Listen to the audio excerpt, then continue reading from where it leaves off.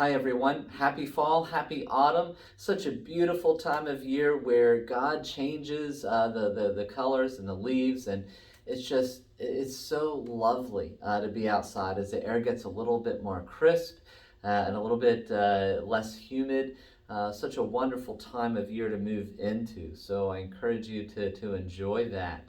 The Lord gives us His Word, these words of life that we can just tap into, and they're so timely in so many ways.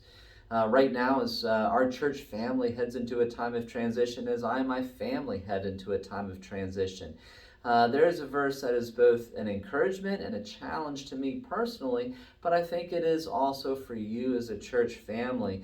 And this is out of Psalm. This is King David writing in Psalm 32, and where it's the Lord speaking through David. And in verse 8, this is what God says. He says, I will guide you along the best pathway for your life. I will advise you and watch over you. Now, it's one thing to hear those words, it's another thing for your heart to latch on to those words and to really engage with it on a deeper level. There is a way in which I've experienced God's faithfulness for many years now. I experienced God's faithfulness in terms of transition when I went from high school to college. There was a pretty big last minute change that occurred in those last 12 months. It was very upsetting for me. It was very difficult. And God saw me through that and provided the whole way through.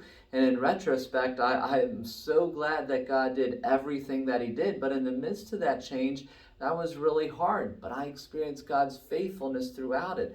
Later on, as I moved from engineering into the profession of teaching in the school district of Philadelphia, there were a lot of unknowns, a lot of uncertainties. There was a lot of anxiety because there were questions to which I didn't have answers, and just new things that I was stepping into and being invited into by God. And it was as I obeyed Him and as I trusted Him in making that transition and stepping forward that God, again, He was faithful, and He was faithful each and every day.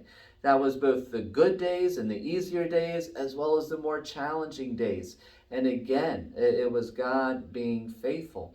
And there were a number of other transitions following those where I experienced God's faithfulness. And what I'm trying to say to you is that in Psalm 32, verse 8, I want you to know that right now, God knows what He's doing with our church family.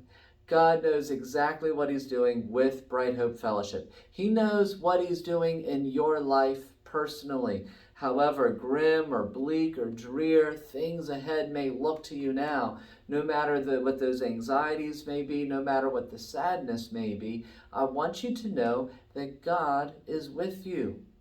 Later on, in a later verse, David mentions the unfailing love of God. Those of you who follow Jesus, you can tap into that unfailing, unending love of Jesus Christ. And to those of you who don't yet follow Him, there is that open invitation to receive His love and to let Him come into your heart and just change you from the inside out. There's that open invitation to receive that comfort and that grace and that truth that sets us free. So I encourage you to get into the scriptures, to spend time in Psalm 32, and really let those words sink deep into your soul. Ask God for help. Have open and frank conversation with Him as you review these verses, as you think about these verses, perhaps as you seek to memorize these verses. So I encourage you, get into Psalm 32:8. Know that the Lord will guide us along the best pathway for our lives. We need to trust Him, and we need to say yes to Him. And that is something that I am seeking to do, and I encourage each and every one of you to do the same. May God bless each and every one of you and encourage you in this time of transition. Thanks.